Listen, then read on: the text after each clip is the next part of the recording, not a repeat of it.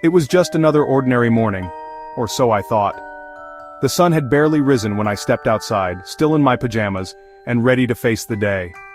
Little did I know, this would be the moment my life, and the life of a tiny bear cub, would change forever. A mother bear, clearly in distress, appeared on my porch with something in her mouth. At first I thought it was just a regular animal encounter, but what happened next would leave me in awe, and the story would stay with me forever. As I stood there, frozen in disbelief, I saw it. She wasn't growling, she wasn't charging, she was simply standing there with eyes filled with sorrow and a look that I'll never forget. Her fur was matted, soaked, and her eyes, they were leaking. Yes, the bear was crying, and in her mouth she held her lifeless cub.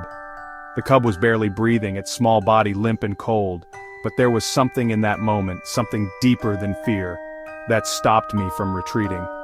I knew this wasn't just an animal seeking help, this was a mother, desperate to save her child, and she had come to me. My heart was racing. Every instinct told me to run or grab a weapon, but instead I slowly knelt down, carefully wrapped the cub in my flannel shirt, and took it inside. The mother bear didn't move. She just sat there, her gaze never leaving me. I placed the cub near the heater, doing everything I could think of to warm it up. I wasn't sure what I was doing.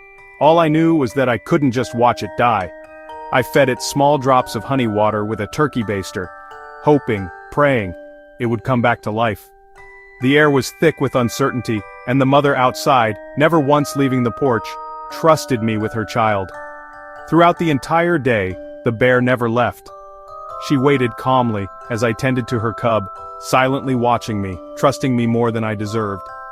Then, around noon, something miraculous happened. The cub moved, a twitch in its paw, a slight rise and fall of its chest.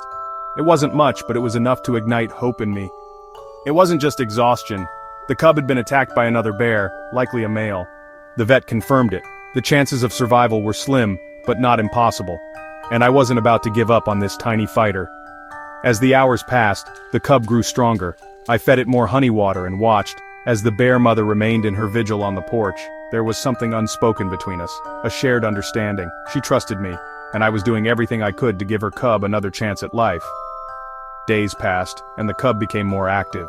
It moved on its own, albeit a bit clumsily, but I knew the time had come to release it back into the wild. The bond I'd formed with this animal, and the trust I'd earned from its mother, had grown stronger than I ever anticipated. I made the tough decision. It was time for the cub to return home. I drove it back to the forest where it belonged. The mother bear was waiting, just beyond the trees, watching from the shadows. When I opened the bin, the cub hesitated but then moved toward its mother. The reunion was quiet, almost reverential, and then, something unexpected happened. She didn't rush to take him back. She nudged him toward me as if she were asking me to make the final decision. It was her way of letting go. And just like that, she made the choice I couldn't. She let him go, trusting him to find his own path. I watched from a distance, knowing that the story wasn't over yet, but it was time for me to step back. 2 months have passed since that day in the woods. The cub, now strong and independent, still comes around sometimes, but I know he's not a pet. He's part of both worlds, half wild, half mine. And as for the mother bear, she's never returned.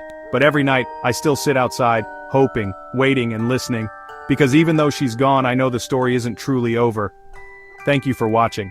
If you found this story inspiring, please hit that subscribe button to see more wildlife rescue stories, and to help us spread awareness for animals in need. Remember, the more people who know, the more animals can be helped.